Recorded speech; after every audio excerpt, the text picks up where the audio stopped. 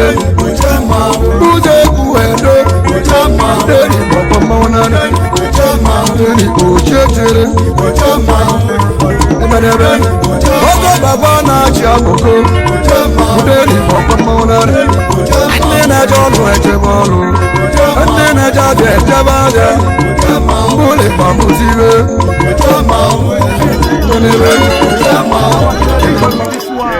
Yes. Now we don't do am. Yes. Now I can properly ban for us. Yes, bro. And if you do am, you no go regret am.